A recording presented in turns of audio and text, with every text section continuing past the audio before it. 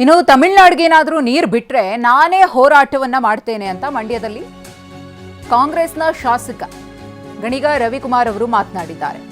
ನಾನು ರೈತರ ಪರ, ರೈತರಿಗಾಗಿ ಹೋರಾಟವನ್ನ ಮಾಡ್ತೇನೆ. ರಾಜ್ಯದ ಸಂಸದರು ಏನ್ ಮಾಡ್ತಿದ್ದಾರೆ ಅಂತ ಗೊತ್ತಿಲ್ಲ.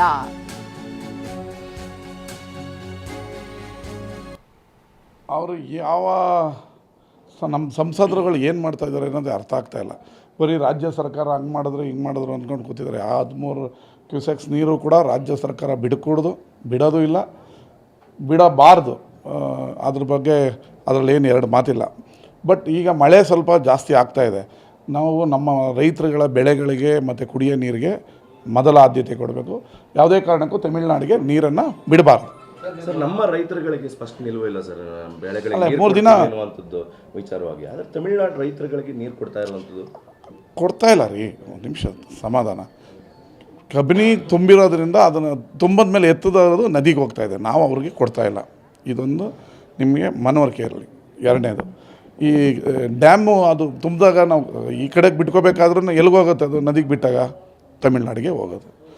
ಆಯಿತು, ಓಕೆ, 3.5 ಕ್ಯೂಸೆಕ್ಸ್ TMC ಹೋಗಿದ್ರೆ ವೆಲ್ ಅಂದ್ಕೊಂಡು. ಈಗ 12,000 ಕ್ಯೂಸೆಕ್ಸನ್ನು ಯಾವುದೇ ಕಾರಣಕ್ಕೂ ಬಿಡಬಾರ್ದು. ಬಿಟ್ಟರೆ ನಾವು ನಮ್ಮ ಸರ್ಕಾರದ ವಿರುದ್ಧನೇ ಹೋರಾಟ ಮಾಡಬೇಕಾಗ್ತದೆ. ರೈತರ ಪರ ನಾವು ಯಾವುದೇ ನಾವು ರೈತರ ಜೊತೆ ನಾವು ಕೂಡ ಹೋರಾಟಕ್ಕೆ ಇಳಿಬೇಕಾಗ್ತದೆ. ಅದು 2-3 ದಿನ ಟೈಮ್ ತೊಗೊಂಡವ್ರಲ್ಲ, ಹೇಳಿದ್ರಲ್ಲ ಅವ್ರೂ.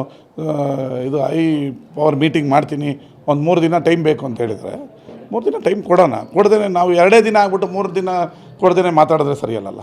ಸರ್, ರಾಜ್ಯ ಬಂದ್ ಕೂಡ ಕರೆ ಕೊಟ್ಟಿರುವಂಥದ್ದು ಸರ್ 13ನೇ ತಾರೀಕು.